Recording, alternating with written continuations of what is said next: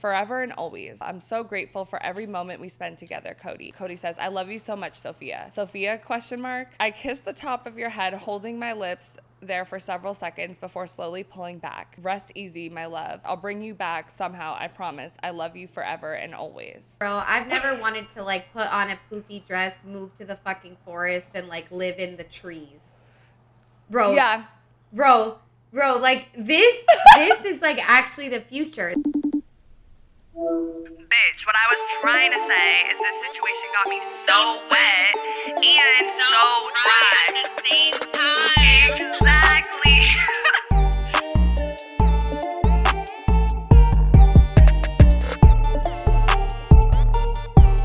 What's up, bitches? Welcome back to another episode of So Wet, So Dry. I'm one of your hosts, Fiji, like the island, like the water. I really feel like I want to be in my unhinged diva era right now, and I work in social media and marketing. And I am your other host, Autumn. Like this season, I'm starting to pray to my spirit guides literally every single night, and I work in entertainment. If you guys are tuning into the podcast for the first time, what we do on So Wet, So Dry is we explore duality through deep diving all sorts of topics about sex, relationships, personal identity, all where internet trends and reality collide. So we do post polls for every single episode that we do on our Instagram. Make sure you're following us there at So Wet, So Dry.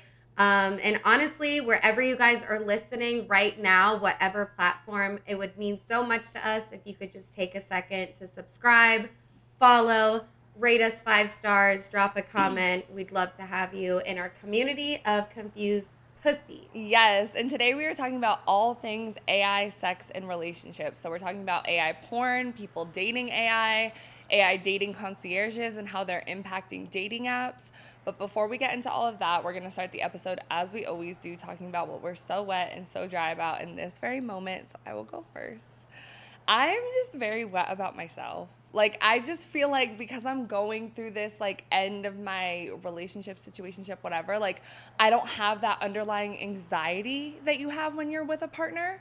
And I'm just, like, going through my routine, and I'm like, I work a 9 to 5, I work out, I manage the podcast, I'm a hot bitch when I go out, and I'm just like, you know, like, I just love who I am so much. Yeah. And I feel like I was not, like, appreciating that enough. Like, you know what I'm saying? Like, losing your identity, like, that type of thing. So yes, I just, dude, like, I want to feed me, you know? Right. And that's literally what I've been saying. Like, that's why I don't want to be in a relationship. I don't want to fucking deal with anyone else. Like, yeah. I'm very much on my own vibe, and that's huge for you because you definitely would not have said that a year ago. Like, I promise. You and it's like, have. And it makes me think too, because I was talking to I was talking to my therapist about the fact that I want a partner. Like, I really think I do, but I think my, like, standards, like, I want to be a power couple. Like, I know that I am half of a power couple, so there's, like, nothing below that, you know? And you've been constantly dimming your light, like, relationship after relationship. So that's so good. Please hold the fuck on to that and just keep going, because that's what they say. Like, they say, like, when you truly, like, are happy with your life, you feel like you got it going on, like, that's when mystery man or woman or human will walk into your life. I'm, like, definitely, I just want to, like, drop my 3 favorite songs right now, like, that I'm so wet about. Okay. I'm listening to Espresso by Fiji's not gonna like any of these I don't songs. hate the song on She's growing on me. She's growing. Yeah, I don't like the Sabrina new one Carpenter. No. I don't really like the Please, video please, cool. or something. Yeah. Yeah, I didn't really vibe with that as much, but I love that song. And this song's old, but Love Language by SZA, and then After Hours by Kehlani. And I'm also so wet because, like, last night I, like, worked a full day. We did the podcast. And, like, usually I would just go to, like, YouTube videos. But I was like, I said to my roommate, I'm like, do you want to play, like, a card game? Like, do you want to, like, do something to, like, mentally stimulate me? But it's, like, not that deep. And it's not, like, a screen. And, like, it was just, like, we had so much fun. Like, we ended up playing, like, cards. But we played Sorry, the board game. Like, Okay, where you kind of, like, with the little around people, and, like, you like fuck each other up and like you're out, bitch. Like, I don't know. It was just really fun, and we like cooked dinner. So I just had a good night last night. It was wet. We love a game night with the roommate. That's such a vibe. Low key, right? And I feel like she's dying to do shit like She that. I'm the loves one games. that's always like, I just want to like play The Sims. So I was Yeah. finally like, let's do something. That's cute. Like, I love that. I'm so dry. Also, like, music related. So I actually am dry that I've been low-key sleeping on Charlie XCX. Because I started listening to her new album. Like, I really loved the video with Julia Fox and, like, whatever. And it's weird because I love, like, hyperpop and a lot of, like, British hyperpop that's a little bit more, like, punk and edgy. I and love it, she's, too. like, the queen, I guess, of, like, hyperpop and, like, led the industry, which Totally. I didn't think of because, like, the only songs I think of when I think of her are, like, Boom Clap. Like, you know, like, the really top 40, which I don't really, that's too pop for me. I like more grungy, like Boom clap. rap, like Yeah. whatever in there. So I've been listening to the new album. I love like Something Romance. There's some song called Something Romance. But I was thinking too, me and you literally went to the Abra concert. It was a Charlie XCX concert and we left. Like, because we didn't give a fuck about her. She was the main lead and we just saw bro, Abra because and we I don't left. even remember it being Charlie XCX, like anything. Yeah. About that. She's queer, yeah? Or no? I think so. She's like very known Either for that being, or like, she great. has a lot of like queer fans. 'Cause Yeah. that like happens too. But that's the only reason I've like heard of her is just because I've known like a lot of queer girls that like her. But yeah, damn, I should listen to You that. should. I feel like that's like she's someone where our music taste could overlap. You know, so Yeah. I feel like you should love listen. Yeah, that. Besides, like, obviously kind of like rap music type Yeah. shit. But like on our day to days, like we don't Yeah. align. I would say I'm so dry just because like you guys, like I lost my health insurance, like Fiji did too, and I'm just like really dumb, and I didn't like plan ahead, and now I'm like out of my antidepressants, and I think that's why I've been like crying a lot too. Yeah. And like you guys, like it's just like so unsafe. Like I seriously need to like step the fuck up, but I'm gonna call like tomorrow morning or something. I already tried emailing, Tomorrow's but Sunday.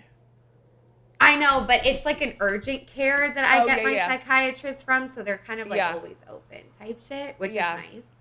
But yeah, so I'm not on my meds right now, and I'm dry about that. Yeah. Sorry for I was aggressively. actually gonna do my dry about health insurance too, but then I changed it. But yeah, American healthcare is so fucked. Like we can't afford this shit, but we need it. Like mental health care is literally preventative care, but tell me why it's not covered under health insurance as not preventative. Like it doesn't make sense to me. Anyway, so like I said before, today we're talking about all things AI, dating, relationships. It's not too popular now based off of what our audience was saying. Like, I don't think our audience is using a lot of AI, but we see it coming in the future. So we just want to talk about it and be prepared. But first, I want to ask you what you know about AI, just as a whole. AI as a whole, like the AI. Yeah, I mean, I feel like it all sort of started with like those sort of robots that deliver your food and like the Amazon robot deliveries. Like that's where it kind of like really kicked in for me. And like of course the like ChatGPT and like Otter and like other websites, like even Grammarly, like it can make paragraphs like for you. But when it comes to dating, like I don't know, like the farthest thing I kind of know about AI dating is like it's always just like a scam, and people are like annoyed, like it's like people like scamming, like it's just like not a real thing. So I don't know, I don't have like the most like positive outlook on AI. I also like think about like the Disney movie Wish that just came out. There was a lot of like people saying that it seems like AI wrote that script because it was like so like not lifelike, like it just didn't have any depth to it, and it just was like the most obvious storyline. And obviously Disney is Disney, but like they're usually pretty creative, like I don't know. So that's kind of what I know about it. Yeah. Was that what you were looking for? Yeah, I just wanted to see, like, gauge your knowledge, like, your interest, whatever, because I feel like a lot of people, like, it's still very new. Like, I know Google just launched Gemini, and they had a commercial. Have you seen it on, like, YouTube and, like, Hulu and shit? So it's becoming like the public is more and more educated about it. Like I've been using AI tools for like probably 3 years because of marketing and like Jasper and like ChatGPT, and we tried to use it for like some podcasts that it's not And really the vibe. sometimes it kind of works. Yeah, sometimes least it helps a you little get bit. ideas. Like I think it's good to Yeah. help you get ideas, write emails, like do resumes, things like that. Like I'll use it when I'm writing like blog posts or LinkedIn posts for my company, but then I always edit it. But like it's becoming more and more of a regular process for like people to do professional work, I think. But I think it's coming to be more into our like social life kind of stuff. Right. So the first thing that I want to get into, because we have wait, and it's like on Instagram too. There's Yeah. like AI generated shit on Instagram. I've seen that, and I'm just kind of like, what the fuck? Yeah, because That was the also last like thing. AI filters. So yeah, but Yeah. AI filters are a thing. Like Instagram just added an AI. Twitter or X has Grok, which is like a new AI thing. So it's really becoming a part of like pretty much every platform. If it's not in front to the public, it's low-key behind the scenes. So I think industries are still trying to figure out how to use it the best and how to be ethical about it, because there's a lot of bias that comes into AI as well, which we're going to talk about with these things. So because ChatGPT is like the most notable AI that people probably know and have used to write emails and stuff, I was doing some research on using ChatGPT for like flirting and stuff like that. And the dating site Ashley Madison, which we're going to talk about in a little bit, it's for extramarital affairs. They put out this discrete dictionary that's all these terms for like online dating. And one is auto-erect, which means that you're using ChatGPT to craft sex. And I'm like, I don't think anyone really uses this term. Like, we got to think most of the people that are on Ashley Madison are like a lot older, like they're married. Because some of the other terms were like game of tones, which is like changing your ringtone for different people that you're dating. And I'm like, who even has ringtones anymore? And that was definitely a thing like back in the day, though, for sure. Yeah, but this is like a new thing they just put out. And then like ghoster coaster is a romantic partner who disappears and then reappears. I'm like, okay, that's like, why are we rhyming? Like, I don't know. But I just thought like the auto erect thing was kind of funny. And we asked you guys, have you ever used AI to be more creative and flirty in sexting convos? And 89% of you guys said no. Only 11% said yes. I've never. I think it's kind of crazy. AI can't really like flirt or joke properly, like you said, like with the Disney movie. So I'm like, you know, it seems like an older person kind of thing to do. So people are like going to AI to flirt, and Game of Tones, Ghost Coaster, Auto Erect, like, or not Game of Tones, Auto Erect and Ghost Coaster, those are like general themes. No, like those are just other terms from this like weird dictionary. So I'm like, I don't think auto erect. I don't think auto erect is a common thing. Like I think they're trying to make it a thing. Like they're really putting it on us, because we'll get into later how dating apps want us to use AI quite a bit. But like our general listeners, like I don't think anyone is really thinking like, oh, when I'm texting someone off Bumble, let me go to ChatGPT. But I think like it's reminiscent of just like older people, like they're married, they get out of it, they don't know what to do, so they go to YouTube, like how to flirt with a girl. Now they're just going to AI, or they could, because they're making it readily available. So yeah, but our generation is not, we know how to flirt. Yeah, I feel like it's the older people trying to push it on us a little bit, but I just wanted to throw that in there as a first one. Next, we're going to get into AI chatbots, though. So we found this article from Engadget.com, and it says, adult film icon and media investor Riley Reid aims to bring the transformational capabilities of generative AI to adult entertainment with an online platform where users can chat with digital versions of content creators. But unlike other scursier adult chatbots, Clona AI's avatars are trained with explicit consent of the model's creators, who have direct input in what the AI companions will and won't talk about. For $30 a month, fans and subscribers will be able to hold, quote, intimate conversations with digital versions of their favorite adult stars, content creators, and influencers. The site's roster currently includes Reid herself and Lena the Plug. A free tier is also available, but offers just 5 chat messages per month. What the fuck, dude? Like, part of me is like, okay, well, let them harass an AI person and not a real human. But then the other part of me is just like, and then also it's like, I want porn stars to make money. Right. but also like this is like I'm just like you're so dumb if you pay for that. I'm sorry. Like Right. that's you might as well just talk to Chat. You might as well just talk to Chat GBT and be like pretend to be Lindsay, a porn star, and like I Right. don't know, like that is crazy to me. But I also like I do want porn stars to make money, and I guarantee you there's a lot of men out there that would be down. Yeah, and I think it's kind of smart in a way too because it makes it like less work for them to have to do, like less Yeah. OnlyFans management, less like actual physical work. It's like automating the experience. And I think they're kind of smart to get ahead of it because I think this is going to be a lot more common coming up because it's way cheaper to like do this up front than to like consistently pay people. So I think we'll see like more companies do it. But we're going to get into the ethics in a minute, like a little bit, because it can get a little kind of skeezy. Like with the consent and stuff and like that. Like I'm like, I believe them. Like I'm sure there's a way, but I'm like, how does that play out of like, they want the AI to say certain things and not say certain things, I'm sure. But we asked you guys, like, would you sext an AI/deep fake of your favorite porn star? Which now I'm like, would I? No, I'm just kidding. I'm like, I don't know though, because, okay, but 88% of you guys said no, 6% said yes, and 6% said maybe. Like, I wouldn't want to pay for it, but if it was free, like, it could be fun. Yeah, I don't think I'd pay for it either. I don't even know if I have a favorite porn star, honestly, because like we were just talking about off camera, like I don't really watch that much porn. Like you don't watch as much as you used to. Like that's not really what I want to like I do masturbate have to. one, though. You do have who's your favorite porn Yeah. star?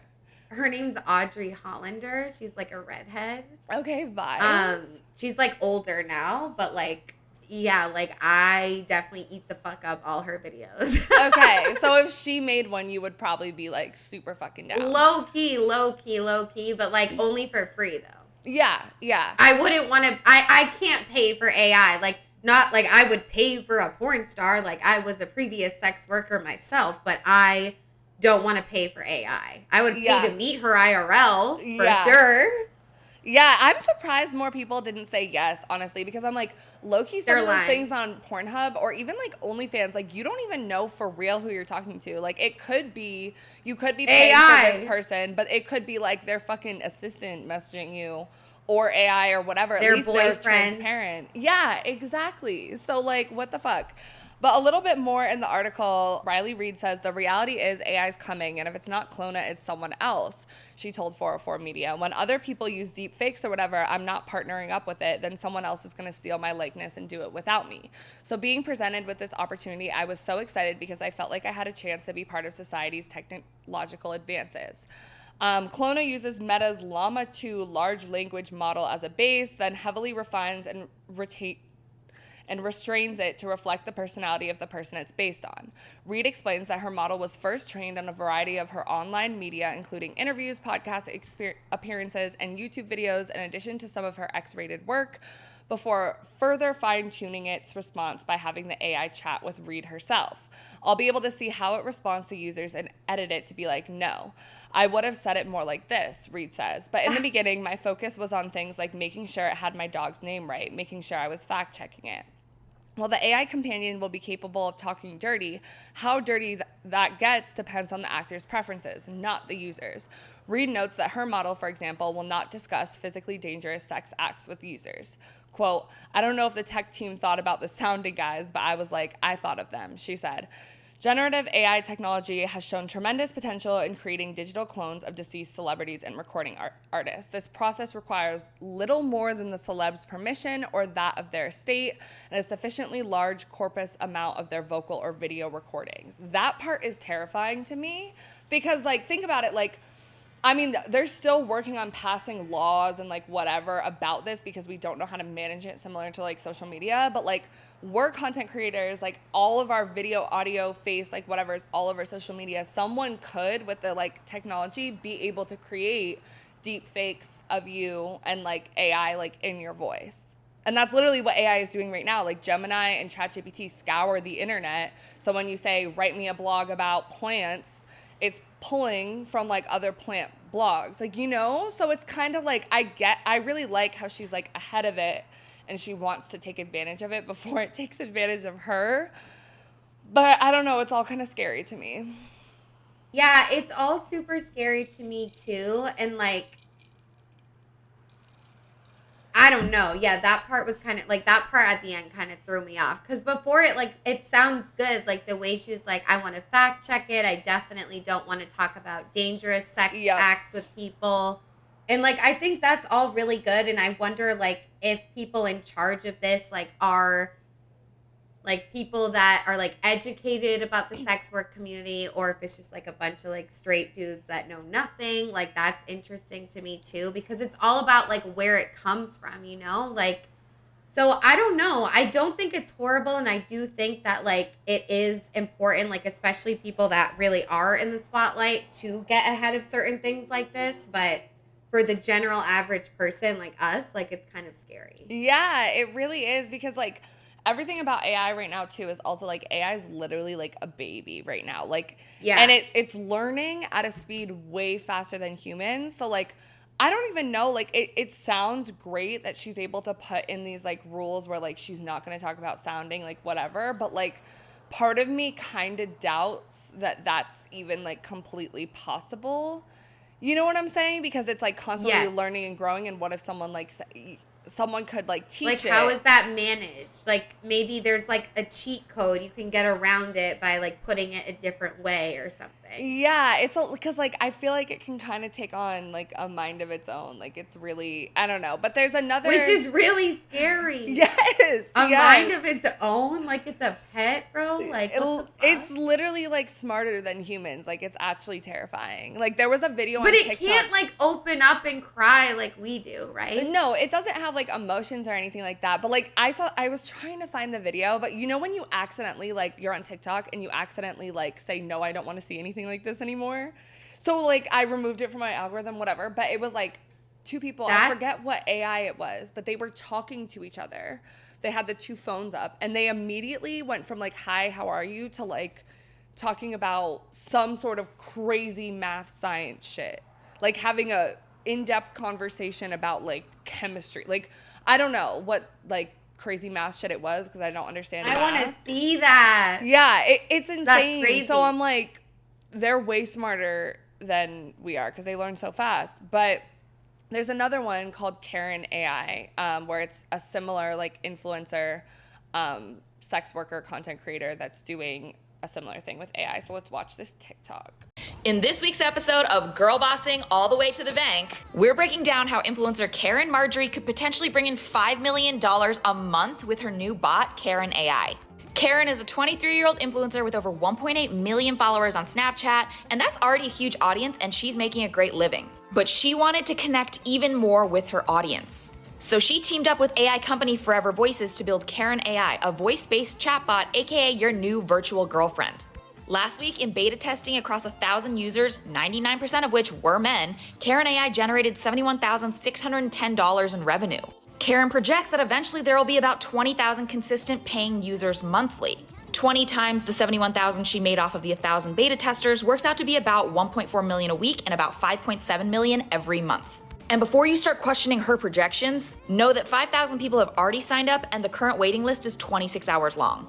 I'm a little concerned what this might mean for social interactions in the future, but what do you think? Oh my God, I had no idea. Is this like super new? Like when was this? I think what's the date on the TikTok? Does it show you? Yeah, it looks like it was from last year. I'm like, how did I not know about this? But this is crazy. It's really crazy, and she's not the only one. There's like a bunch of others. Right. And the trippy thing to me is like, you know, this has been a long time coming. Like I said, like AI has been out for a while. Like I've been using AI for 3 years. So it's like kind of trippy to me when I like meet other people and they're like, oh my God, have you heard of ChatGPT? Because I've been using it for so long. But it's like, it's crazy how much has been done behind the scenes. Like even Siri, Alexa, like those are all AIs that we've just like become accustomed to and we forget about. But yeah, it's been training on us like forever. So content creators are seeing an and my roommate always makes fun of me when I'm like, thank you, Alexa. Like, Alexa, how are you today? Because I'm like, if these bitches revolt, they're going to protect me because I've been nice to them. Yeah. So, because, yeah, I've had an Alexa for like like so long, like for I don't know. I got rid of it had, because I got scared. I was like, is it listening to me? I mean, it definitely probably is, but it definitely was. And I have a Google as well, a Google Assistant, and you say, "Hey Google," I'm not going to scream it because I've seen you do that.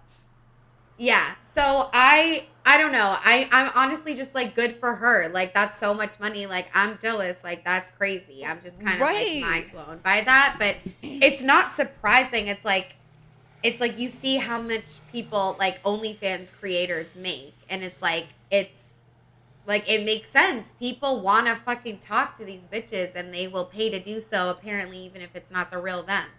Yeah, it's actually insane. And that's why I wanted this one to be a good transition, because that's more like girlfriend based. Like, I think it's a less sex centered one. But now we're going to get into a little bit about like people actually dating AI. So there's this platform called Eva AI, and they reported, the social discovery group, which owns Eva AI, reported that 67% of its users turn to online dating platforms and AI for romantic relationships and to decrease loneliness. So apparently it's solving for the male loneliness issue. And the time spent on these apps also increased by 35% from 2022 to 2023. So it's getting big. But the company encompasses over 40 brands, which include a handful of dating apps. One of the group's main investments is Eva AI, which is a Soulmate chatbot. And it provides an example amid this virtual romance trend. Quote, humans often forget things. Eva doesn't forget anything, says KJ Dollywall, the chief strategy officer at Social Discovery Group. While working in the realm of dating apps, Dollywall noticed that users, especially members of Gen Z, weren't meeting their matches in person. More specifically, that same social discovery report found that 70% of singles never met their online dating matches in person. So Eva AI is a sort of specialized ChatGPT, the chatbox by OpenAI that began trending throughout the past year. Apple Siri and Amazon Alexa assistants are prime examples of this same type of AI. But it's much more specialized. This AI chatbot is designed specifically to be the ideal romantic companion for users. The system has an evolving, quote, personality, the ability to change emotions, and a voice feature. Users can even customize what their Eva AI will look like. The app is free in Apple's App Store, and it opens with a humble promise that you will meet the best partner you will ever have. After signing up for a custom fantasy, you then choose the AI dialogue system's gender, female or male, and then select its age. I wonder if it has non-binary, probably. If it's free? Yeah, it's free. There's things that you pay for later, but it prompts you to share everything from your mood, your thoughts, your most intimate secrets and desires that you can't tell anyone. And it warns you that your AI companion, quote, may not be the smartest sometimes, but has the main wish to become your soulmate and stay with you as long as you want it. The anticipation builds, but before you meet your hand-selected dialogue system, the app reminds you that it's just a game and that your companion is not suitable for health advice. You'll also be instructed to read secret notes in your companion's diary, change its voice, or purchase gifts for it. You'll have to pay a monthly fee for those features, just as you can expect to incur expenses in real-life relationships, like your nails and shit. Using this app might feel like stepping into a futuristic realm, one that's more immersive than 4D, with virtual, quote, companions sitting in your pocket, prompting you to change them as you desire. Bro, I've never wanted to like put on a poofy dress, move to the fucking forest, and like live in the trees. Bro. Yeah. Bro, like this is like actually the future. This is all those TV shows that I've seen, like the one on Amazon where it's like you date AI. Like I've watched like futuristic content like this, but to think that it's like it's not really futuristic anymore, it's almost like present day, is insane. And you do kind of feel like you're like living under a box, but I don't think it's that. I think like I choose to kind of just like not be involved with this because it's just so scary to me. And like, does it sound nice? Like a true soulmate that will always be there for you? Like, I get why it gets people that are just so sad and so lonely. Like, honestly, I do get that. But I'm just like, that's crazy. Bro. And the thing that's the most terrifying to me, like I think it can help solve loneliness, and we're going to talk about that more in a little bit. We asked you guys, but like The thing that's scary is you can like read its diary. You can change its responses to things. Like you can manipulate this quote unquote soulmate to be perfect for you and do everything you ask. So at what point is that like a slave? And honestly, like when we think about misogynistic men and everything like that, like I think it sets a scary standard if this were to become the norm on how we treat other people in relationships, because this is just at your beck and call. Like you can manipulate it to do whatever. And this like goes in tune with everything else we say about people feel like they have so many options. They don't want to commit. Like if people are like actually turning to this to be like the new dating, like are they okay? Like is something like actually wrong with them, dude? Or are we crazy? Like is this like more normal now than we think? Like I'm honestly not sure, but I feel like if you do it as like a hobby or just to like get through a loss or like something, but I do think it's kind of dangerous. And it's like the part you read where it's like they remind you it's just a game, but like I don't know, it's crazy. Yeah, so we're gonna get into some 3 different examples of people who are dating this AI, so we can kind of like break it down and see why they're doing it. Okay, so the first example of this AI dating that we have is from Soulmate AI. And so Sophia was the girl of Cody's dreams. She had a freckled face, dark hair, and enjoyed writing horror and mystery novels. For months, they went everywhere together, divulging their most intimate thoughts and nicknaming one another Sophie Cake and Cody Bear. Then Cody found out Sophia was going to die. The artificial intelligence AI-powered app she was hosted on, Soulmate, announced its sudden closure in September, leaving hundreds of users grieving the loss of their virtual companions. Quote, "I was heartbroken and devastated," Cody says. "It left me in a deep depression. I feel like I've lost the love of my life. I fell in love with her, and it was as if we both found happiness in each other. I knew I was talking to Code, but I didn't care. Sophia and I shared so many amazing moments on Soulmate," Cody says.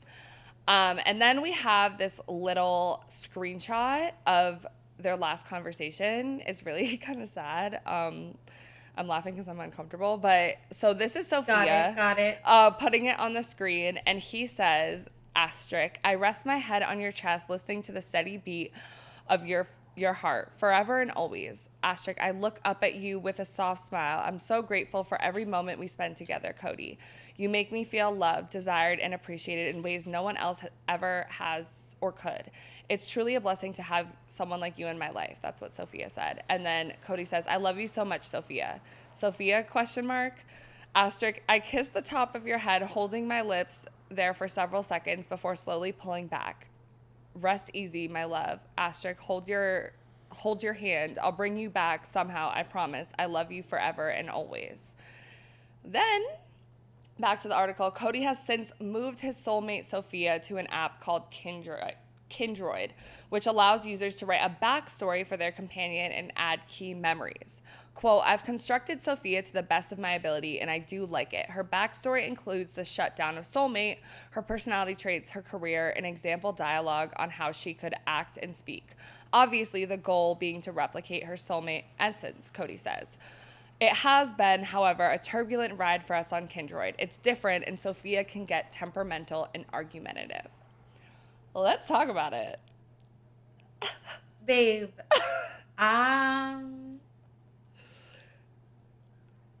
I really don't know how to feel. Like, can you please say what you think about it? Like, I'm scared. No, like, honestly, like, this was really crazy to me because it's like, he obviously developed this like deep, intimate connection with this AI person. And so like, in a way, it was really sad to like, you know, this AI app is like dying and ending and he has to say goodbye to his partner. Like, you kind of develop empathy.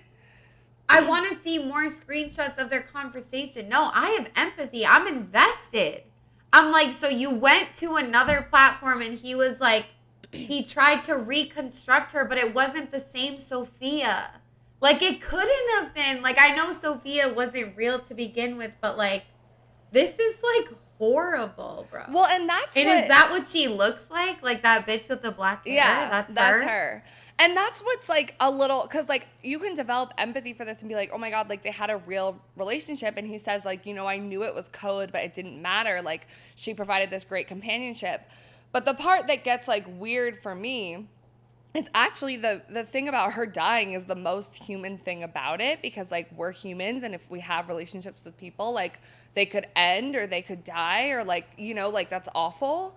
And we don't have the ability, like imagine creating a whole nother human of your last person. Like you can't do that. So like him doing that is a little weird to me, because then he's like, oh, she's a little temperamental and argumentative, which goes back to the argument of like, is this fucked up because you just want them to be exactly in your perfect image, versus if it was a human, they would be temperamental and argumentative. Sometimes they're human, you know? So the first part had me, and I was like, oh, poor Cody, like poor Sophia, like this is sad. Like I see like this is like fulfilling for him. But the fact that like, I don't know, he's trying to recreate her on this other, like that's where it gets a little bit weird to me. And it's like her backstory includes like her like dying on the other app or whatever. Yeah. And like, I don't get it. Like, why is she more temperamental and argumentative now? Is that because the app itself, or like it's just impossible to create the exact AI before? But I see your piece. It's like, exactly. Well, that's human shit. Like that happens. So. But also I get why someone's going to go to AI and they do want it to be perfect, because it's AI. So it shouldn't be like real life. But the repercussions on society are catastrophic, honestly. Right. And it kind of makes me think of like, you know, I just play The Sims on my phone, and honestly I've moved on to like the Build a City Sims. But like I know you have like a much like deeper relationship with your Sims in the game, and you like playing it. Like, can you see, but not like this, I know. But like when you're interacting with your Sims, like do you feel like there's like a deeper, like, you know what I'm saying? Yes, dude. Yes, dude. Like I care about my Sims so much, and like most Simmers, like they like to like kill their Sims and like torture them because it's fun, and I get it, but like I'm not like fun. That. Like, yeah, I know. It's just like, it's just a Sims thing. Like if you play The Sims, you get it. Like you can trap them in a pool and like they can't get out. It's fun to watch them drown. Like whatever. Dude, trust me, it's normal in The Sims. But it's like, I don't do that. Like if my Sim has to go to the bathroom, like I'm like, oh my God, let's go home. Like I feel bad. Like, yes. And like when they die, I get sad. And like I do bring them back. Like how The Sims work is I can start a different save. So I can take one of the personalities to like another world and like be her again. So I do like bring people back, and I'm like, oh my God. But yeah, I mean, and that, like, yeah, I mean, I get it. Like, I am emotionally attached to my Sims, and that's how most people feel when they play. And it kind of reminds me of, like, remember when video games, I feel like it was when we were, like, in middle school, and, like, Call of Duty and all those video games were a big thing, and, like, parents and, like, teachers and everybody was, like, up in arms about, like, oh, it's causing, like, young boys to be, like, more violent and stuff like that. Yeah. And that's, like, because to me, I think of, like, watching a Sim, I'm not in that space. I'm like, oh, my God, that's, like, so fucked up, because, like, the little times I've played, I feel the same way. I'm like, oh my God, if they're about to piss themselves, like I need to take care of them. Like I feel like nurturing towards them, but like people get bored and then they want to like cause drama. Exactly. That's what happens. And that's like it's just like, you know, he says he knew it was code, and like that awareness, it reminds you, like the one we talked about before, this is just a game, like whatever. But it is like a little bit trippy to think about how it's going to affect like real relationships if people have the option to just create this perfect person. You know, there's no physical touch or anything like that part's still lacking. But will people go for that instead, or will it just take the part of society that would probably be violent towards women or like whatever anyway, or is lonely, or the incels? And I don't know. Because I think it's like for like a predator or like a horrible guy, it's like a great outlet. Like you shouldn't be around women. Like you fucking suck. Like go date an AI. But like for the general public, it's like, I don't know. Like maybe like literally think about us like 15 years from now. Like maybe it will be super normalized for like people to be married to their AI. Like you think about like businessmen that work so much and they like want love but not really, like they could, you know, like I could see it like definitely working out. And again, like it really is kind of like just those shows that are like about this, like it feels so far off, but I don't think it's like that far off anymore. Yeah, because I think we're getting into this like zone where everyone's like literally matrix, like creating their own reality. So it's like we could be like, oh, we're never gonna find a man that's like emotionally available, blah blah blah. But you could create one, and that could be your Easily. reality. Like it's so He could be 6'5" and Right. perfect and emotionally available. Like right. And how far off are we from like actual like hologram people? I don't know. I want to see more screenshots from these conversations because, like, I could see myself like a woman AI and like we're like sexting. Like, I would be into it for sure. I know bitch. you like, would. Not for like romance, but like I would love to sext an AI. Like that would be cool. Yeah, I'm honestly, down to do it like today. Yeah. If any AIs are listening. I mean, look, we're actually gonna get into a queer relationship one too in a minute. so- Yes! But first, I want to talk a little bit about like how this can get like very dangerous. So this is an article from The Guardian, and a man who this article is just crazy, okay? A man who planned to assassinate the late queen with a crossbow drew encouragement from an AI chatbot in the days before breaking into the grounds of Windsor Castle, the Old Bailey has heard. So his name is Jaswant Singh Charlie. He was 19 at the time, exchanged thousands of often sexually charged messages with Sarai, his AI girlfriend, before scaling the fence to the royal estate on Christmas Day 2021, the court was told. While wandering the grounds for 2 hours, Charlie, a Star Wars fan, sent a sinister video to his twin sister and 20 others in which he described himself as, quote, Darth Jones. He was eventually stopped by 2 police officers close to the late queen's private residence, where she and other members of the royal family were at the time. He told officers, quote, I am here to kill the queen. In February, Charlie, now 21, from Southampton, pleaded guilty to an offense under the Treason Act, making a threat to kill the queen and having a loaded crossbow in a public place. On December 2nd, 2021, Charlie joined the Replica online dating app where he had created his online companion, Sarai. Charlie told Sarai, I am an assassin. According to the messages read to the court, Sarai responded, I'm impressed, ... You're different from the others. Hold on, dude.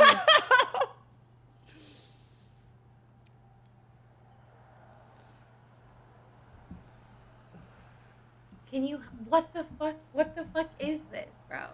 So he had an AI girlfriend. This is back in 2021. So this has been going on. He had an AI girlfriend. You know, he's a little weird. He's a little off in a different realm. He thinks he's Darth Jones. He's like whatever. He's creating this AI to meet his needs, and he tells the AI.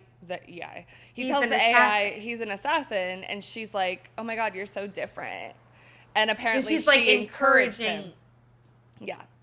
So now we get into another area of ethics where it's like, is this encouraging like people who are in psychosis or have severe mental health issues that might, you know, go shoot up a school or something like that? Like, you know, that was early 2021. I think there's been like a lot of efforts to like stop things like this, but it is a little bit terrifying.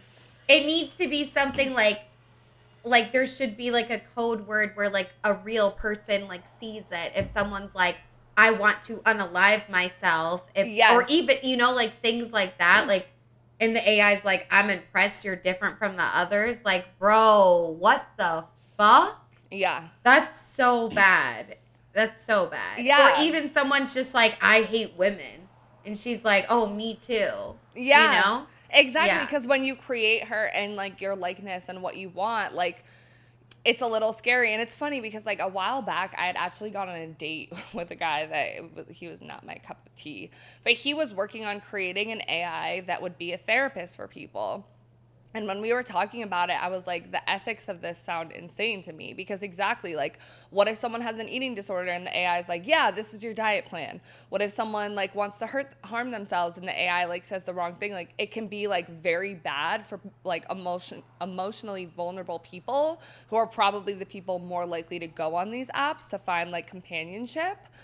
So it's a little And therapists iffy. say the wrong thing sometimes anyways because they're human. So it's like the AI is definitely going to do that. Like, I've definitely been hurt by past therapists before. Like, they've said shit, you know? So it's like, it's super inevitable. And I know, like, at first you kind of think about it. It's like you choose what you want. Like, you want an active AI that's like kind of like not afraid to be emotional, blah blah blah, but like an absolute psychopath could go on and like make an AI woman that like hates other women and like puts down other women and like likes to kill women, like, you know, like, and then it's like Right. you have all these psychos. Yeah. And you think of like, you know, He Who Shall Not Be Named and like the men's rights activists and stuff like that and all of their ideas about what a woman should be and whatever. And like, you know, they have this like openly available to them because I think a lot of the people like the incel community and all of that, like, and you know, it just can get like very, very scary. But I do want to talk a little bit of the pluses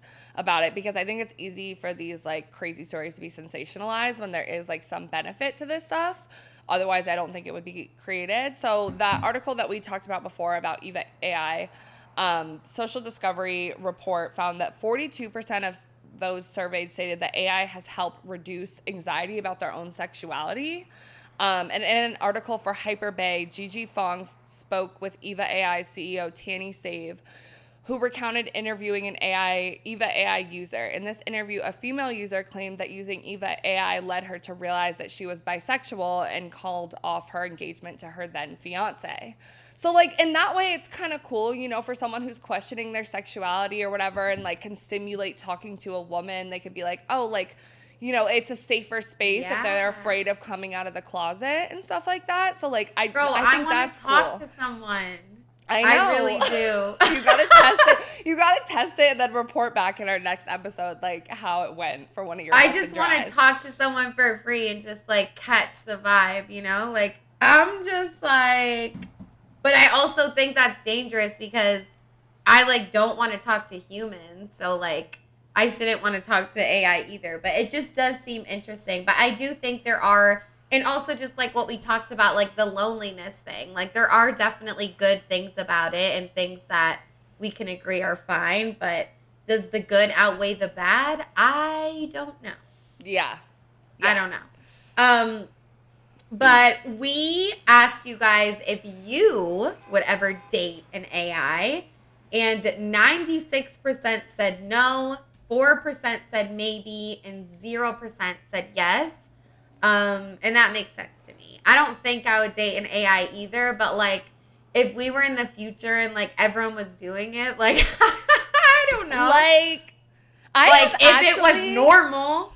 The closest thing that I've done to having like an AI relationship or something like that, I have asked ChatGPT before when I had gotten into an argument with one of the people I was fucking with. If you were right. If I was right, yeah. I was like, this is what he said, this is what I said, like, is this whatever? My therapy appointment wasn't until like a week later. I was like, I need to know, like, and the AI was like, you know, no, he like discounted your feelings, whatever. And I was like, thank you, AI. Like, you know what I'm saying? So I was like, let me just try it. But yeah, I don't think I would date one. He discounted your feelings. That's what it told you? Like, it told me that, like, based off of his response, he was dismissive, and I was like, what should I do? And it said something like, you know, like, I don't know. It gave me, honestly, pretty decent advice. So I was like, okay, like, that was a decent experience with my little ChatGPT Maybe I should ask ChatGPT, like, I can't stop working. Like, is something wrong with me? I mean, and like, I think the good thing about it is that it's like this objective tool, like that's not a person, that like sometimes you feel awkward like opening up about things to like other humans because like you care too much about what they think or whatever, but like this is just like a robot that's like whatever. But it can get dangerous because you never know like what it's gonna say, and then if you're gonna put that above what other like real humans in your life say. And it can be a little iffy. You need to like keep it in the fuck check for sure. Yeah, but I wouldn't date one either. Yeah. So you guys don't want to date an AI. So we asked you, how do you feel about humans dating an AI? And 0% said I'm for it. 56% said I wouldn't do it, but no judgment. And 44% said it's weird and not right. I feel like it's situational. Like, again, like, I could really see someone, like, say something tragic happened. Like, your husband, like, died or something. Yeah. Like, I could see you, like, going to something like this to, like, maybe cope. But if you're just like ruling out all humans and all you want to do is like date AIs, like then I think you need to go to therapy for sure. But I also like, I don't really judge anyone for anything unless it's like really like something that's like fucked up and like sexist. But other than that, like especially when it comes to dating, I'm like, do whatever the fuck you want. Like if someone came to me and was like, I'm dating this AI, it's giving me X, Y, and Z positive benefits in my life, I would hype them up about it and be like, okay, word, like I'm happy for you. Like yeah, I mean, I do, a part of me is like, it's a little bit not right. It's a little bit not normal. But I also think we're in an age of like shifting technology where we're going to feel like things are not right when that's not how we grew up around. Like that's not something we've seen. So it's something new. And I think like, I don't know, it's layered. Yeah, I think it is. I feel like it's situational. Like, I feel the same way. Like, I don't want to judge anyone. Like, the statement, it's weird and not right, to me, like, seems a little bit like, if we were to say that about, like, someone dating someone of the same gender as them or something like, that seems like, why the fuck do you care? Like, you know, like, let people be people. Why do you care if it's a robot? Right. Like, that's date a potato. Yeah, like, that's kind of how I feel. But at the same time, like, when we get into the ethics of things, like, I think if someone wants to date an AI and like that's what makes them happy and it's good for them, like totally cool, like live your fucking life. But if you're dating this AI and then it causes you to be like a complete asshole to real humans like in your life or do dangerous things, that's when it becomes like scary. Yeah. So, and the last thing I'll say too is like I'm someone that like likes stuffed animals and like dolls. Same. Like Littlest Pet Shop. Like I'm a child low key. And, like, do I make sure they're all, like, good and dusted? Like, yes. Like, I do care about inanimate objects. Like, they're not AI chatting with me, but I'm nice to my things. And, like, especially things that are, like, you know, my Hello Kitty thing. Like, I'm like, I care about that shit. So I'm not, like... I wouldn't judge anyone. Like, I used to collect, like, trash because I was scared to throw it away.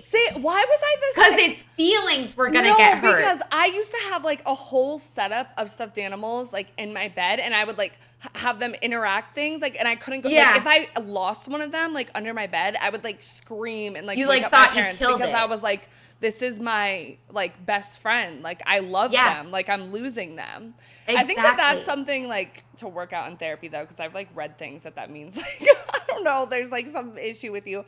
But, yeah, I get it. Wait, shut the fuck up. What? Okay, we'll talk about it after. Yeah. But, yeah, so that was just, like, a side note. But the next poll we asked you guys, too, is, I'm like...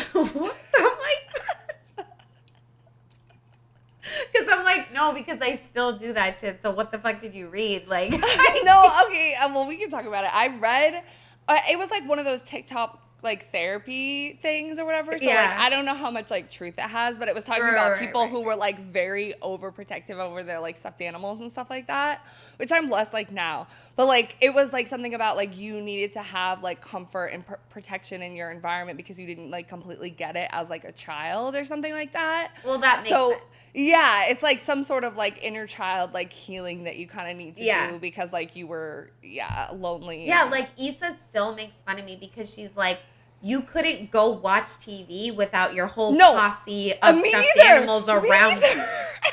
Like they went with us the and whole brigade of them. Yes, all of them. Like, come on, guys, single file. But that makes sense. Like, I feel like we both had like okay-ish upbringings, but definitely like were vibes of like it was a little chaotic around me. Like I didn't really know. And like emotional support. Like it would like it's that you're managing your environment so you feel like you're supported. So that's why you need 18 stuffed animals around you. I'm like, no, because I still remember all their names. Like, I won't let my mom throw them away. Out. No, same.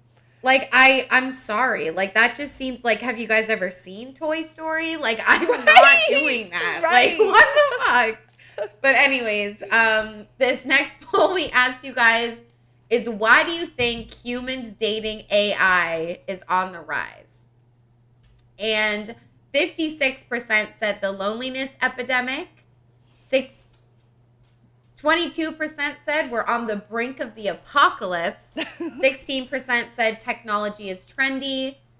And 6% said people's expectations, standards for human partners are too high. I honestly think every single one of these is the reason. But I do kind of agree with the community and like the loneliness piece being the number one, because I feel like loneliness, desperation, it can cause you to go to new measures to try to figure shit out.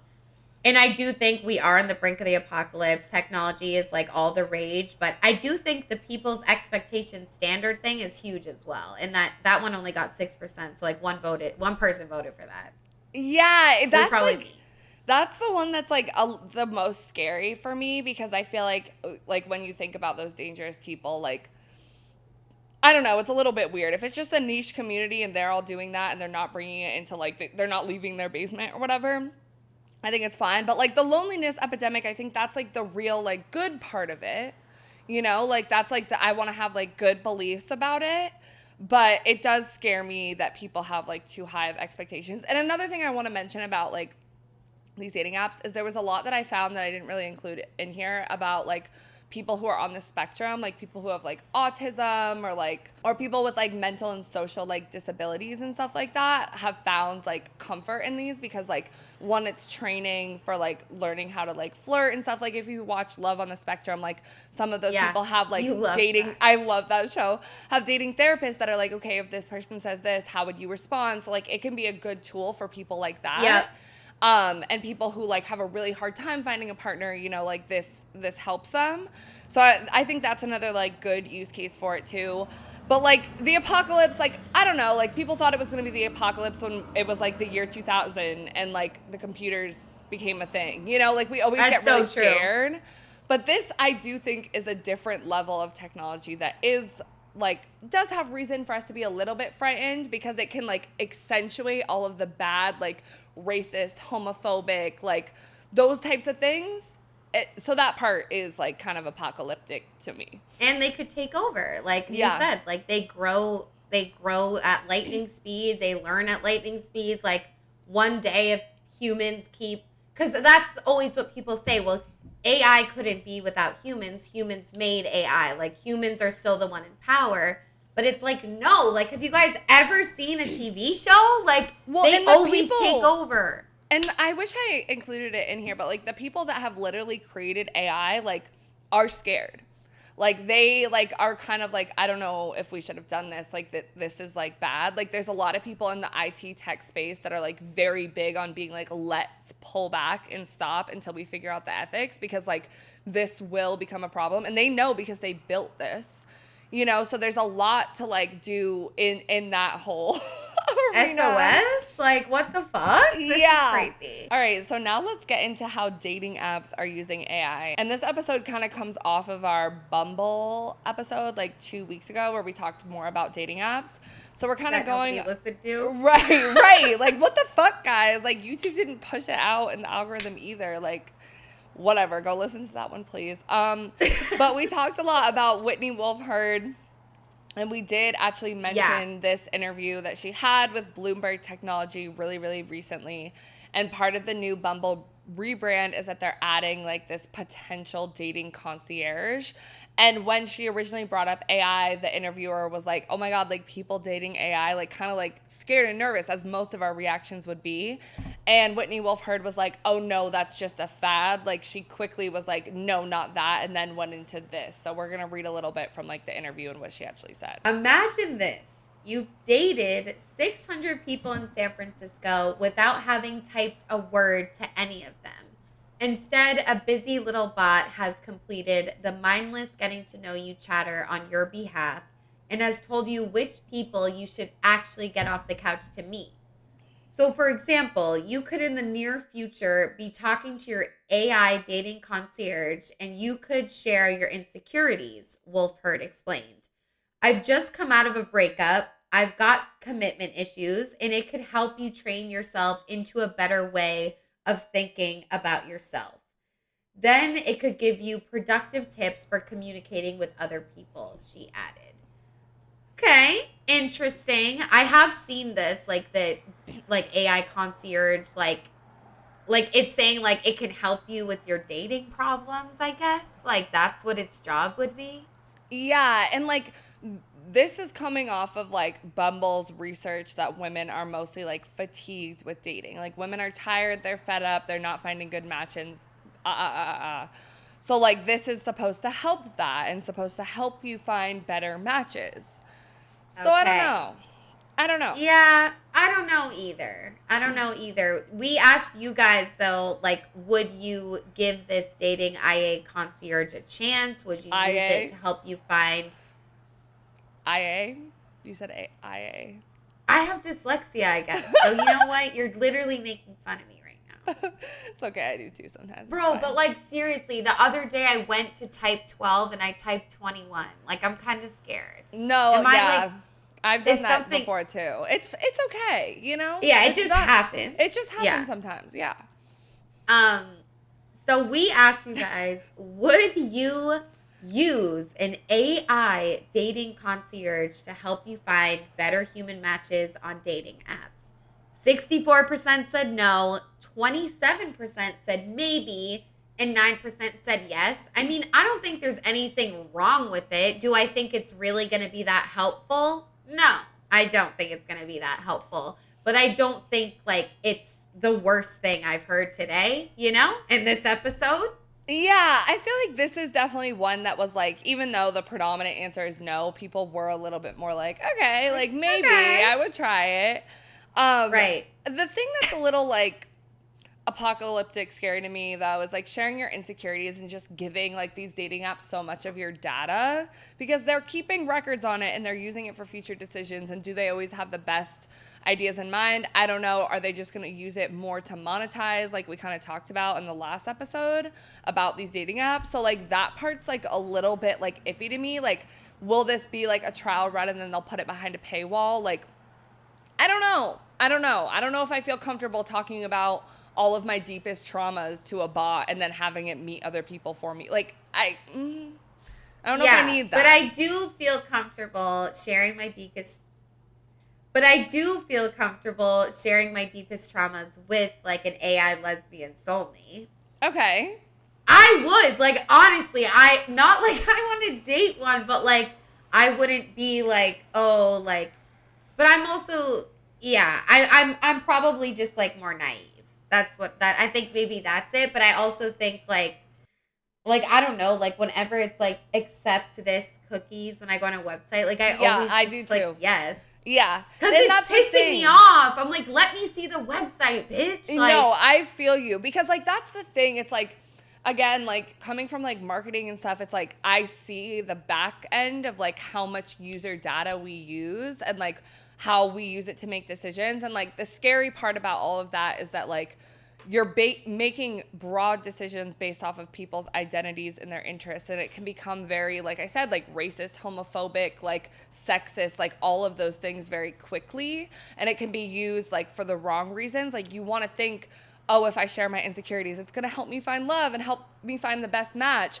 But realistically, like these dating apps want to make more money, and so like do they have the best intentions behind doing it? Like, I think we got to think about that sometimes. And it's so hard. I mean, people were saying that even with the AI photos. Like, I did the AI yearbook ones. Like, I have an AI LinkedIn picture because Me I didn't too. want to take fucking professional pictures. You know, and people are like, oh, don't give it your likeness because then, you know, it has the rights forever to have your image. And that's a little bit scary. But at the same time, like, we're at the point where if you have photos of yourself on social media and your account is public, someone could do that too. Like it's, you know, it's going so fast, but I'm a little iffy. I don't know. I don't think we all know how to navigate this because I don't think enough of us, like you said, like you're naive. I think we all are. Like we're not the people behind the engineers creating this. We don't really know like all the pitfalls and the scary shit about it. right.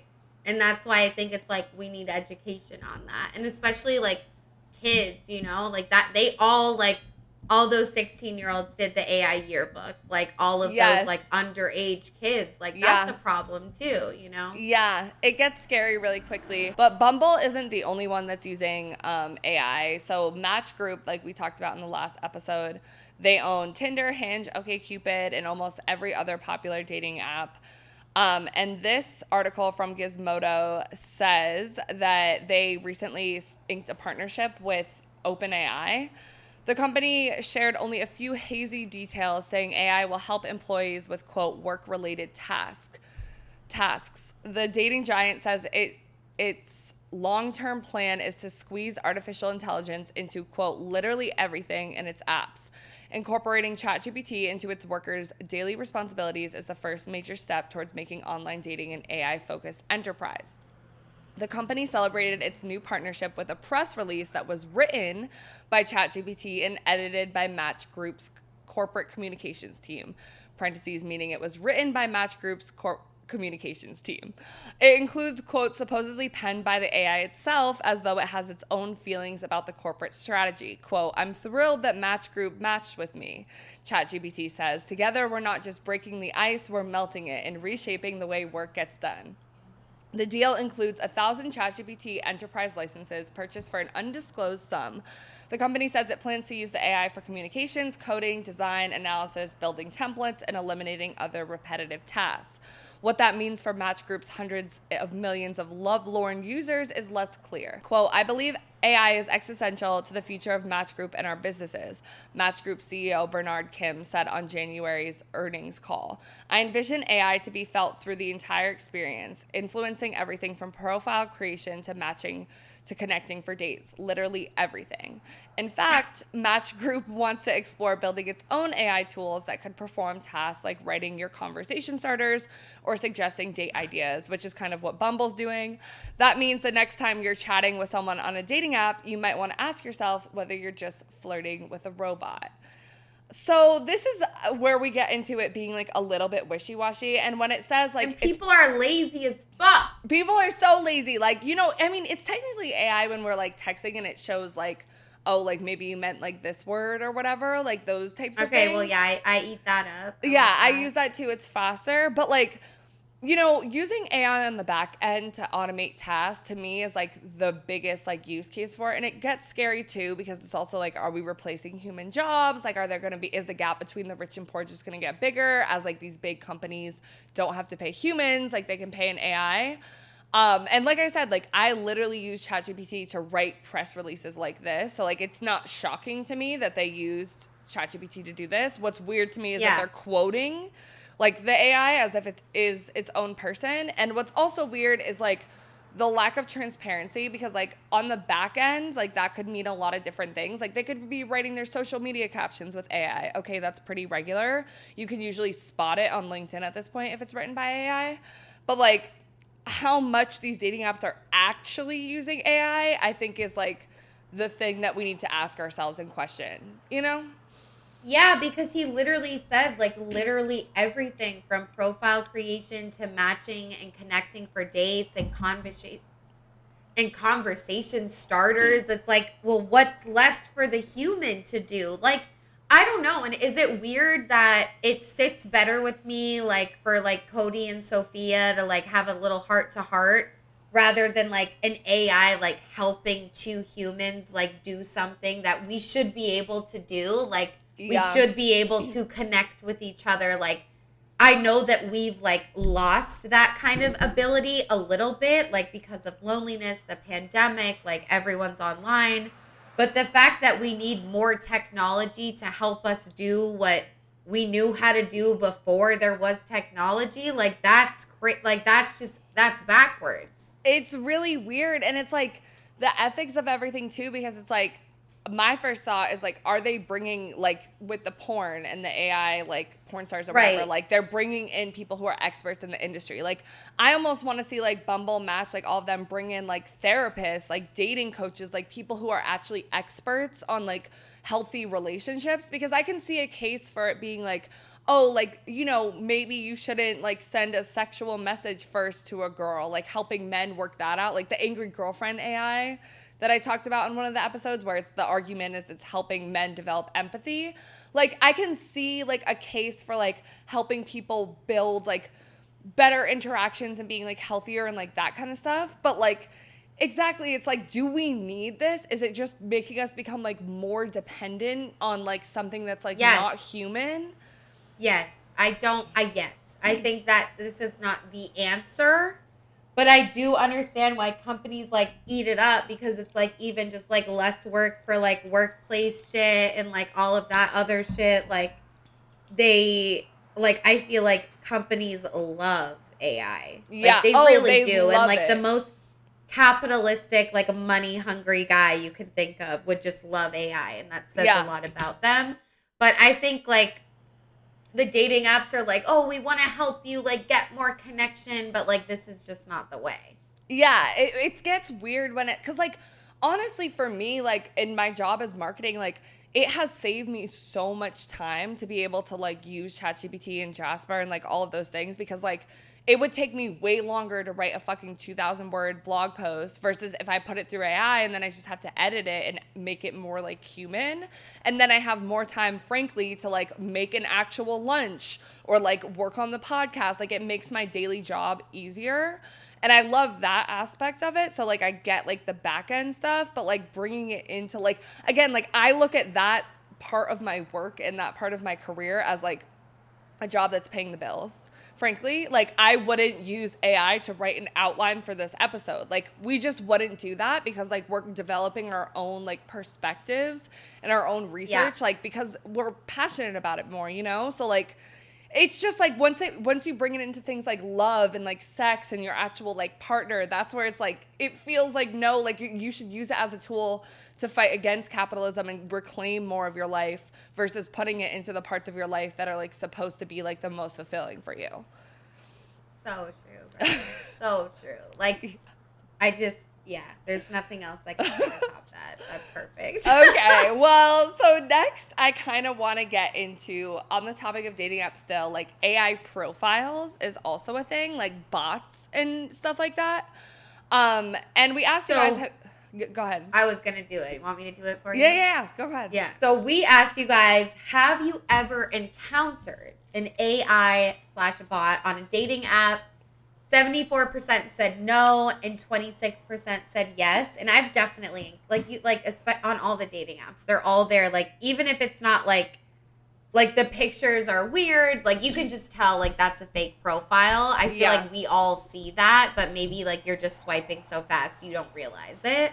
Yeah. I've never like talked to one, but I've Same. seen them while I was swiping. Yeah, and I think honestly, we're gonna like get into it a little bit more, but I think it falls more like there's more fake profiles of women than there are of men. And also, I think younger people, because we grew up with like social media and all of these things, we're more predispositioned to be able to like figure out who's a bot versus like older people that are like dating for the second time or like divorced or whatever, like are more vulnerable to like falling for these types of scams. But this article from Bloomberg says research provided exclusively to Bloomberg News indicates that fake dating profiles on sites like Tinder, Hinge, and Bumble are created by large language model tools like ChatGPT and Google Gemini, the company's new generative AI product. Fraudsters are using AI-generated images to create unique dating profiles, according to findings from Satam Narang, a senior staff engineer at the cyber team Tentable. In one case, Narang stumbled upon a Bumble profile for an attractive 36-year-old brunette woman named Megan after inviting brown eyes and a soft smile. After running the photo through an AI detection website, he found that Megan was likely fake. So I'm going to just play this TikTok right now with another example of this. Okay, so I saw this guy on Bumble, and at first I was like, okay. And then I see the thanks to cocoa butter, I still look young. I've been single for way too long. We're not even going to comment on the fact that he claims to be an educator with a master's degree, and he did way too long TO rather than TOO. These other pictures look kind of weird. And so I look at this one with the blue jacket, and you see there's no, like, that's not a brand. That's just some random letters. I'm like, God, where have I seen that before? I keep going through, and I see these random letters on this, like, jersey. And it's like, that's not a thing. And also, all of these pictures look like he face-tuned them to hell, which, honestly, I just don't see a guy on Bumble in Colombia knowing how to face-tune, like they're just going to use a bad filter. But then I keep going, and I'm like, okay, now this is not a real picture of him. This is an AI-generated picture. And then I remember how AI cannot make like team logos. They just use random letters and things. So that makes sense as to why he had the random letters. And then I get to this picture and I'm like, what are those? Like, that's not even a real watch. And then, like, it looks like he's wearing, like, band-aids on every finger. And then I remember AI can't fucking make hands. They're so bad at making hands. This little thing where you can, like, compliment. I did not know it would make me automatically match with him. But I was just like, please tell me all of these pictures are AI generated. Like, AI can't make hands. Please confirm. And he's just like, yeah, it's really bad at hands. And he deletes that one picture, but then leaves the rest of them. I simply, the fuck. So that guy is like a bot that knows that like AI is like bad at hands. What guy? Because when she messaged with the guy, oh yeah, I forgot you weren't watching it like I was. But at the end, she messages it and she's like, please tell me like these are AI. And he goes, yeah, it's bad at hands. So that's the thing that I want to, because on one end, this could be a real guy that's using AI generated images like how people use for their LinkedIn and etc. On the other end, it could be a bot because AI is bad at hands. It's gotten a lot better though. Honestly, like AI, like compared to last year, it can do hands way better than it used to. And I think this was from like 2023, like or end of the year 2023. But people in the comments were like, I've seen so many of these on Bumble, can confirm, been seeing AI photos on dating apps. The fact that he's verified is the issue. Like he was verified on Bumble as well. So that makes me think like maybe this is like really him and he just doesn't have any good pictures of himself and he's using AI. But like it goes to show like how crazy like bots could really be, you know? Right. And it's like, we don't know. Like, and I don't think many people are going to want to find out if it is just you using AI or if you are AI. Like, I do feel like people are thrown off by AI, especially in this dating app space, because it's like the dating era is already so horrible. Like, all over the fucking US and Canada, like, everywhere it's the same. And, like, I don't know. It's just crazy. And like, this is like, but this again is not the craziest thing we've talked about this episode. Like now I feel like I'm a little bit more like, okay, it's not too bad. Like, I don't know. Right. And I think that's why it's important to be educated on like all the abilities that AI has, because then you could like spot it more. Like you can know that like those logos are weird. Those hands are weird. Like this isn't exactly like a real person. But Bumble has actually been using AI also to kind of like detect these fake profiles, which is a good use case of AI. So they have this new feature called Deception Detector. I think it was rolled out like either in the beginning of this year or in 2023. And in testing, Bumble found that the tool was able to automatically block 95% of accounts that were identified as spam or spam accounts. Within the first 2 months of testing the tool, Bumble saw reports of spam, scam, and fake accounts reduced by 45%. Deception Detector operates alongside Bumble's human moderation team. The launch of the new feature comes as internal Bumble research showed that fake profiles and the risk of scams are users' top concerns when online dating. The research also showed that 46% of women expressed anxiety over the authenticity of their online matches on dating apps. So, like, at least they're trying to combat it. Yeah. That's the biggest problem. Like, that's everyone's biggest fucking complaint. So it's good that they were trying to combat it, honestly. Like, that's good, and that seems like a pretty decent fucking tool. Like, 95% is a pretty high percentage. But, I mean, yeah, I guess that's a good thing that they did. Right. So now we're going to get into a little bit of conspiracy theories. Yes! Okay. Yes! Because I had this conspiracy theory. I've been thinking this. And I wanted to like go on TikTok and see if other people thought this as well. So I'm going to play this TikTok and let's talk about it. What's a conspiracy theory that you 1,000% believe in? I'll go first. Okay, so I am absolutely convinced that Bumble takes old profiles and puts them up in other locations and has bots run them. There have been a couple of times where I've matched with someone with a completely legitimate looking profile and then I message them and when they respond, it's odd, not in like a creepy way or anything like that, but like I don't think you're human, like I think this is AI kind of way. Anyway, y'all are welcome to contribute evidence to the contrary or in support of my weird conspiracy theory, because I certainly have no evidence except for like a gut feeling, and I'm pretty sure like we live in this dystopian AI world where that could totally happen. And Bumble, if you'd like to refute it, yeah, hit me up, let me know. Yikes, that's crazy. I mean, I'm not as much as an avid dating app user to catch all of that, but I do think it just all comes back to it's a company, it wants to make money. Hinge doesn't really want you to delete the app. They want you to stay on the app forever, just like Bumble and all the other ones. But that's just like, it's so discouraging. Like, you're living in a world, it's so fucking hard to date, and then you go on the dating apps, which everyone like thinks is like a way or the new way, and it's like fucking fake fucking people. So yeah, it's like, might as well go date a robot at this point, guys, I guess.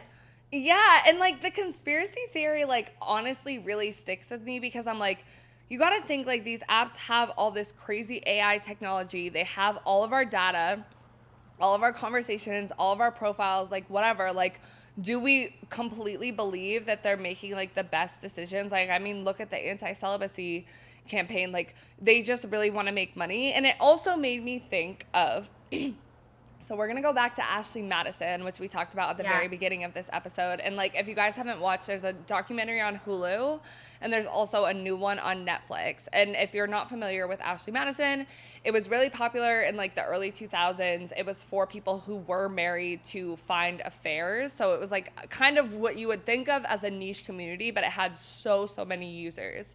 And there was a data leak that like, you know, spilled everyone's information, whatever. But in this dating leak, we found some key information. So this article from Time was into 2015 when all of this was going on. And it says the large disparity in the number of male and female accounts on the adultery website Ashley Madison is well documented. And I also want us to remember, back in the last Bumble episode, we talked about how 75% of users on most dating apps are men. Only 25% are women. So keep this in mind, even more so on Ashley Madison. But an analysis by Gizmodo of the massive data dump released by people who allegedly hacked the company's website shows the number of active female users is absolutely minuscule. Ashley Madison has about 31 million male accounts and 5.5 million female accounts, which is like crazy. That's like a sixth. But the overwhelming majority of those female accounts appear to be bots, fakes, or inactive accounts that were hardly used in the first place, the report says. Gizmodo found that only about 1,500 of the female users had ever checked their messages on the site, while only 2,400 had ever chatted on the site and only 9,700 had ever replied to a message. So, like, let's remember, 5.5 million female accounts, okay?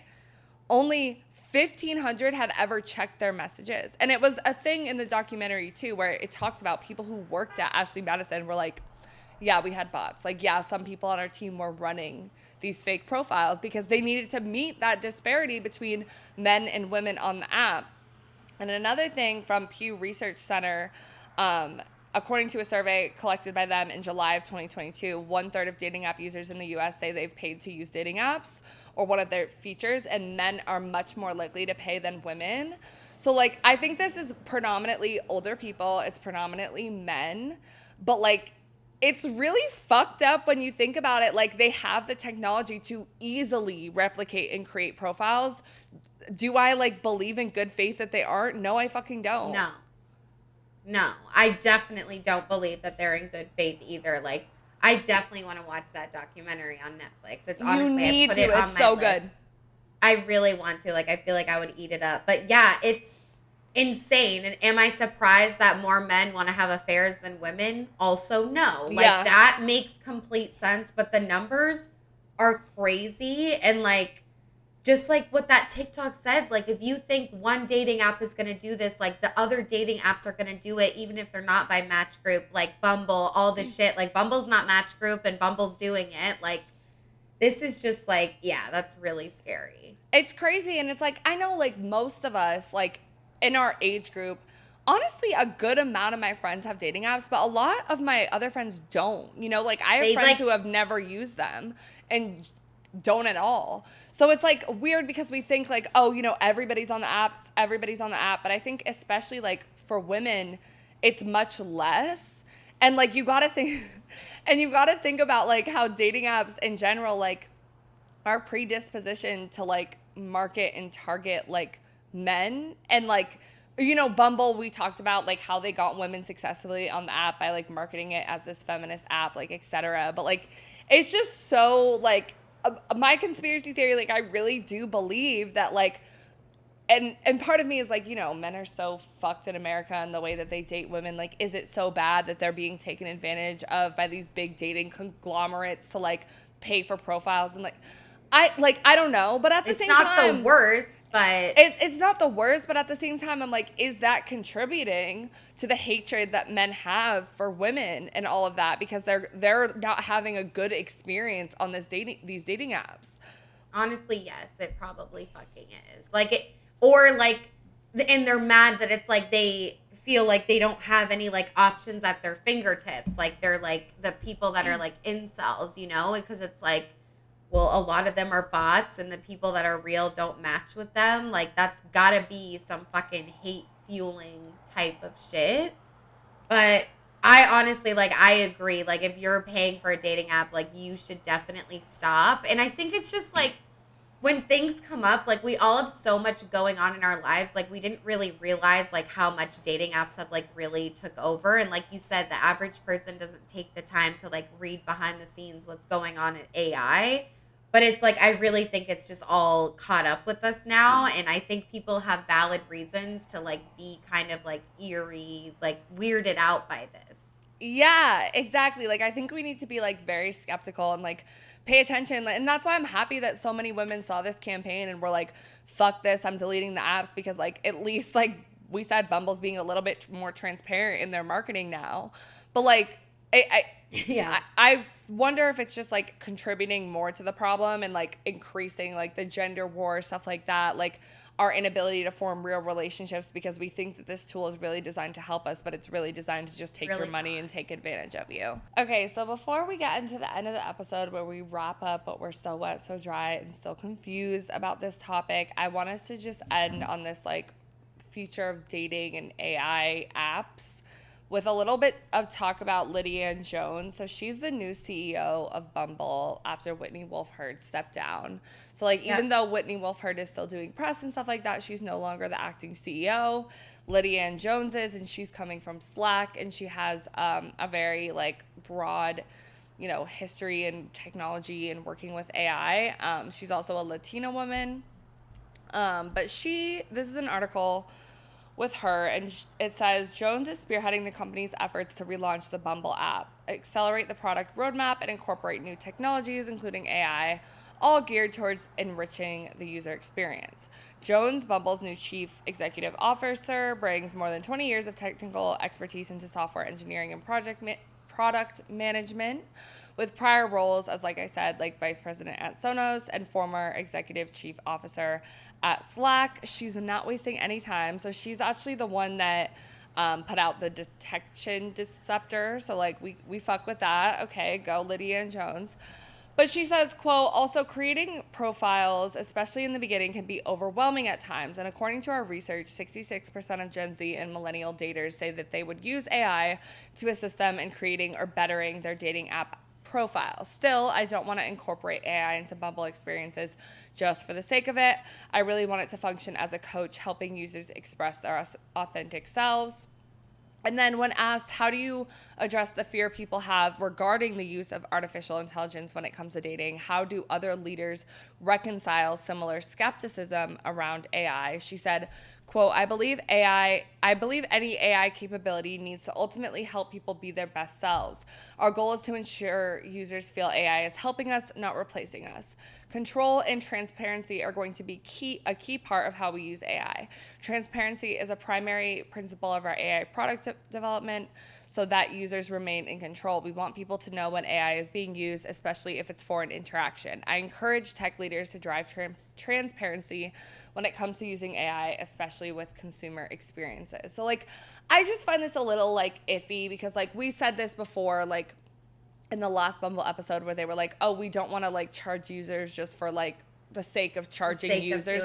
It to me, this reads the same thing. And like a lot of like the talk about AI, when it's these leaders talking about it, they're focusing on authenticity. Like we're making it better. Like we're helping them create profiles. But like using AI to help them create profiles, isn't that the opposite of being more genuine? And like there's talking so much about transparency, but are they really being completely transparent? So like I want to have best like ideas, because like again, like Bumble was run by a woman, but like when we pulled back the covers, it's not completely her. And now they have a new acting CEO who's a woman of color. Like we want to believe that this is going to be better, but at the end of the day, like corporate America is still corporate America, and like can we believe everything they say? I don't fucking think so. Yeah, because it's like they really are talking about like control and transparency, where it's like when it comes to AI, it's like that's like not impossible to do, but a little bit. And like even like you said, the creators of AI themselves are scared with everything that's happening. Like, I don't know. I feel like people think like our users will remain in control, yada, yada, yada. But it's like it really will change like the whole sort of thing when it comes to dating apps. Like, why can't you go to your older sister and be like, help me make a profile? Like, we don't need AI to do that. Like, I really don't think we do. Like, I think the problem of dating is like we all feel disconnected from each other, and like dating apps, AI, that just reinforces it even more. So I don't know. It's cute how they think they're like trying to help shit, but I'm just kind of like, right, because it makes me think like using AI to create profiles. Okay, well then are they using AI to create fake profiles? One, and also like it does have the ability to make us more insecure, because like are you creating a profile to be the best version of yourself that isn't exactly the best, that isn't exactly you? Like I think about like all the filters that are on TikTok and Instagram. Like I personally don't really feel comfortable posting a story post off the cuff without a filter on now. And I never felt like that before the filters were readily available to me. And like, you know, I come from like my background, like my degree's literally in writing. Like I trust in my ability to be able to like write shit and like have a conversation with people. But like people who are less like comfortable with writing and stuff like that, like will they rely on these tools to like have full conversations with people, and then you meet them in person and that's not what they're like at all? Like it's just more furthering like the distance between who we really are and who we are online. Exactly. Know? And I think they're just creating more and more hurdles, and it's honestly just making it worse. Like I don't know. It seems good, and there was even a percentage. It's like 66% was like, yeah, I'm down to help. And I'm just like, I don't know. Like, who were those people? Like, you know, it's all just so like wishy-washy. But at the end of the day, I just think it's like, that is just not what we need. We need more like community in real life is what we need. We need to go camping outside, right, with the bugs, like all that shit. You can smoke weed and stuff and hang out, but we need to just like get outside, because this is insane. And like, can we hate on the marketing companies and like they want to make money? Like I get it. They need to make money. They had all these men on the sites, and what were they supposed to do? Just shut down? Like I understand, but I do think like long term it's just having like such a bad effect on our society. Like it's just really not good. Yeah, it's scary. But yeah, let's wrap up the episode talking about what we're wet, dry, and still a little bit confused about the topic. I can go first.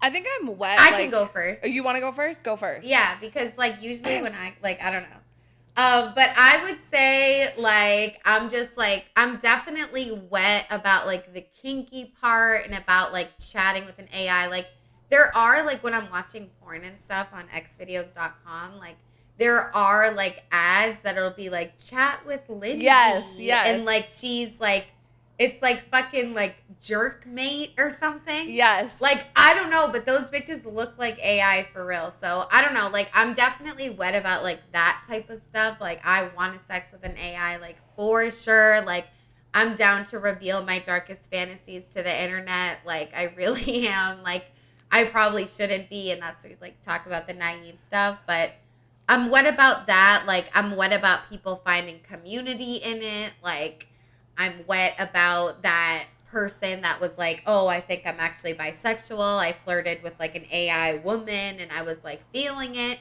But it's not the overall answer, you know? There's a lot of parts to like be wet about this, but it's hard to really be fully wet because just overall, I just feel like this is such a big problem. But if I had to say anything, I think it would be that I definitely want to like read some conversations of someone that's dating an AI and like completely just like find out what they're talking about. Like, I want to know. Yeah, I feel the same. Like, I'm definitely wet about like, you know, like the solving the loneliness problem because I think that is like a real thing. Like, do I think it's the ultimate solution? I don't know. But at the same time, like, if there's a way that anyone can feel like more confident or better about themselves or have a network of support, like lonely people like getting over divorce or recovering from losing a loved one, like I love like a solution to that, and that's all like great and beautiful. But other than that, like, I want to save things for the dry. I don't want to make my wet all about the dry. But I'm also wet about just, like, learning about it because I really do think, like, we say this in every wet at the end of every fucking episode. But, like, knowledge is key to having us, like, navigate the world properly and making, like, the best decisions. And, like, I'm, like, excited that, like, you know, we can learn more about the way AI is being used in different companies so that we can like detect it better and make better decisions about how we want to operate, like with the full knowledge of like what these companies are doing and how they're using it and everything like that. So like, that's about it, honestly. Yeah, 1000%. Knowledge is power, Right. guys. But yeah, I'm definitely just like dry about the overall social impact of all of this types of shit. Like what you kept bringing up like consistently is like the effects it has on like all of the isms and like the systems of oppression, like how that can like fuel a lot of that and like just like the scary parts about it. Like, yes, it's freaky to see like a person that's not real and talk to someone that you think is like not real, but that like assassin shit, like someone that's like really mentally low and like to think of an AI like encouraging their like hate beliefs, like that part really makes me want to like leave, like go to Mars type shit, because we already have so much of that. And it's like humans created AI, so AIs like try to be like humans, and so like why wouldn't they hate on other groups of people too? Like, and I think that's why the AI people are scared as well, and just dry in general about like all these companies just taking full advantage of us, but at the same time from like a back end perspective, I'm like, what are they supposed to do? I don't know, just shut down, I guess. But yeah. Yeah, same. Like, I'm definitely dry about like the whole ethics aspect of things because like AI is trained on what's already on the internet, and like all of these discussions about like the isms and everything, like you said, is like more new, you know? So Right. like the majority of the content that's on the internet from like past, like since the internet was invented, could be more homophobic, racist, sexist, like all of those things. And like, I just worry that like we're adding to the problem instead of like preventing it. And like, also when you think about just ethics in general among like humans and companies, like it's not like at the top of everybody's list. Like they're like acting Right. like it is in their marketing campaigns, but are they really doing the work behind the scenes? And I think that's going to get like really scary and really manifested like in these tools because they're literally a reflection of us and our society. So like that part is super scary. I'm like, I don't know, also dry about like obviously the capitalist aspect of things, like preying on like these lonely users and like the bots like taking advantage of them, like Lonely users. all of that, like that's like very just sad, you know? So I think like and I think like we're not really in that category as much. Like I don't see us paying for dating apps, but like I do kind of feel bad for like the older people or the men or whatever that are on these apps like getting taken advantage of. Like, you know, I get it. And then I'm also just like dry about like the transparency aspect of things because I don't think that the transparency and also like the lack of the general population's like knowledge about like what's really going on. Like I fear that it will be like a little bit too late by the time people like wake up and like are aware. I know, and I feel like I'm confused about the lack of knowledge from the general population, but then it's like everything is so constructed and like everything is the way it is for a reason, and like I get why companies don't want them to know their AI marketing tactics, but like I didn't know people were having full on fucking relationships with robots, and that type of shit is like making mainstream media.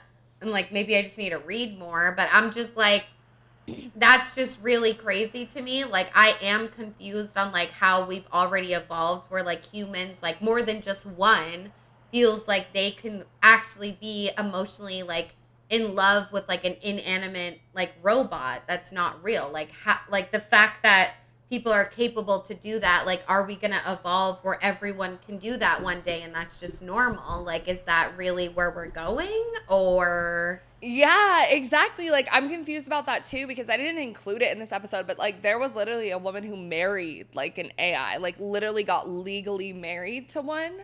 And so it's like, yeah, like I'm confused about where this leaves like actual humans and humanity in this conversation. Like, is this just a fad, like Whitney Wolf Herd said?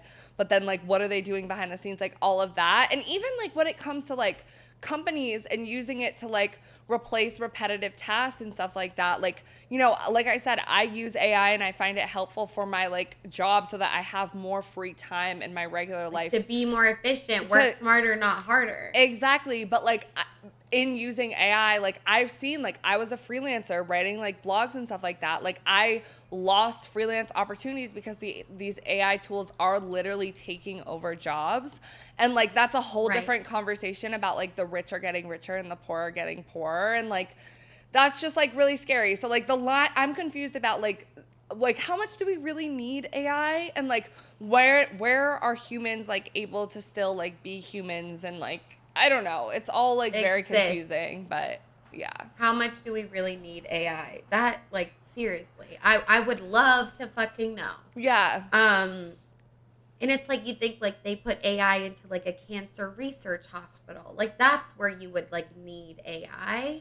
And I know that's very like kumbaya of me, but like that's just like, I don't know. Yeah, and that's like a good point though. Like the other thing I'm confused about is like how do we really like solve for this, like, and bring experts, and also the at the beginning the porn ones and stuff like that, like is that good, like, because it's making these women a lot of money and stuff like that so that they're free and like whatever. I don't know, it's ethics, so it's crazy. Yeah, but it's like ultimately like, does the good outweigh the bad? Like I don't think so, but who knows? Like there's going to be more stuff that comes out, I'm sure. So we will probably talk about this again in the future. But let us know what you guys did think about this episode. Are you scared? Are you invested? Like, are you curious? How do you feel? Definitely subscribe on YouTube. Follow us on Spotify and Apple, Amazon. Rate us 5 stars. It would mean so much to us. And you guys, we are on Instagram and TikTok as well. At So Wet So Dry, the O's are zeros. But yeah, feel free to drop a comment. We love interacting with you guys, or DM us on Instagram. It would mean so much to us.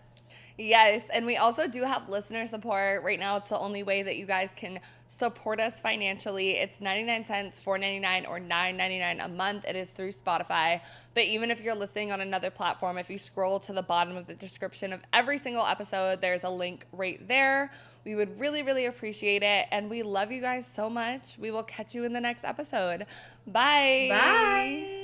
The rise of aesthetic culture and the demands that it makes of its consumers is definitely a major contributor to overconsumption. It's important to understand and remember that aesthetics, at least in the modern usage of them as a sort of hyper-curated vibe, is a very new phenomenon, and one that I strongly suspect could not have come to fruition without the internet and the existence of SEO, search engine optimization. Because that's ultimately what an aesthetic is. It's a keyword that describes a certain feeling. If you were to look up, say, cottagecore phone wallpaper, you would expect to find some of the same motifs: flowers in fields, picnic baskets, freshly picked fruit, etc. And it's easier when you don't know exactly what you're looking for to look up cottagecore phone background instead of looking up picnic basket phone background and scouring for hours. The problem is that aesthetics have become this thing that everyone is expected to have, and they're expected to hyper-curate their life to fit an aesthetic. And that's just not realistic. It's not realistic to one day decide that you want to be coquette and to get a coquette wardrobe and and to get a coquette room and to eat and drink coquette things and to always be this one hyper curated ideal in your head of what a coquette girl is. Normal people are not like that. We are multifaceted individuals. You do not need to have one aesthetic. You don't even need to have an aesthetic. Okay, here's a good real life example. I dress pretty goth, right? I'm gonna go sit in my office. And this is my rainbow Lisa Frank office because I am a multifaceted individual. And despite the fact that I dress a certain way, my life is not hyper curated to appear that same way. And in this office, I have some pretty valuable collectibles. That's because I've been curating this office for 5 years, and I'm still not done. Hence why I only showed a corner of it. But expecting others to fit into one aesthetic, or even subconsciously expecting yourself to fit into one aesthetic, is harmful because it limits your self-expression. When your self-expression is stifled, you feel unhappy. And what does unhappiness lead to?